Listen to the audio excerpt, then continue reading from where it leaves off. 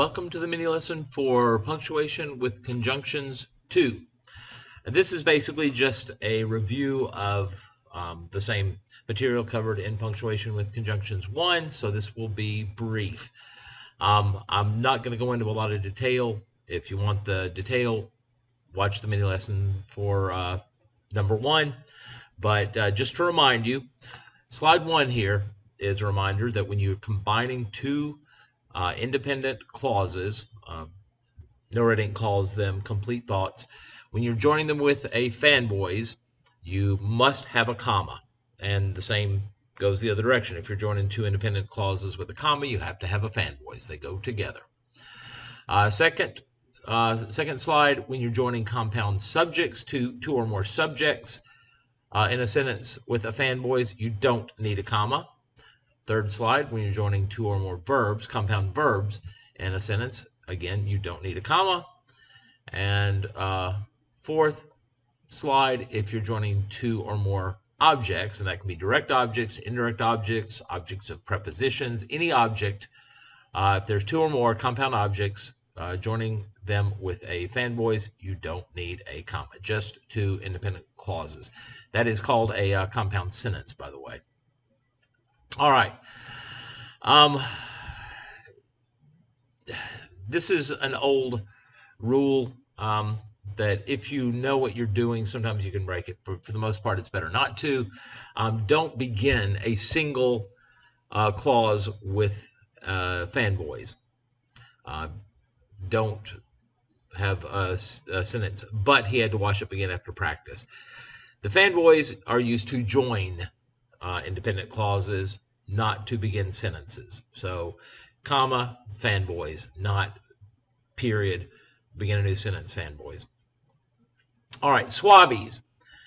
Swabbies start subordinate clauses. They are subordinating conjunctions. If they come at the beginning of a sentence, in other words, if they're tacked to the first of two clauses, you need a comma between the two clauses. But if it's between the two clauses, in other words, it's tacked to the second clause, you don't need a comma.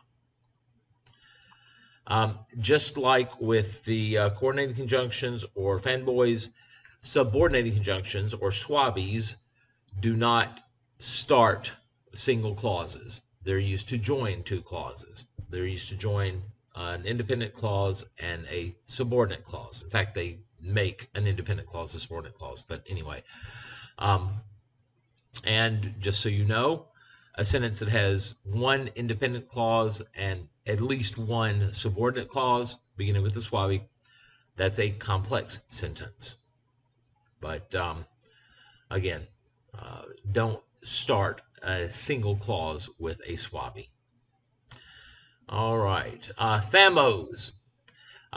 When a thamo falls between two independent clauses, you either have to end the first clause with a period or a semicolon, not just a comma. It's not enough. Thamo has to have a semicolon or a period before it and a comma after it. Now, if the thamo is at the end of one of the clauses, you put a comma before it. If the thamo is at the beginning of one of the clauses, you put a comma after it. And if it's in the middle, you put commas around it, before and after. All right, to review again, two independent clauses joined by fanboys must have a comma. Front swabbies at the beginning of a sentence, you have to have a comma between the clauses. Middle swabbies, swabbies that are in between two clauses, you don't have to have a comma. When you use fanboys to combine subjects, objects, or verbs, no comma is necessary. And that's the review. Good luck.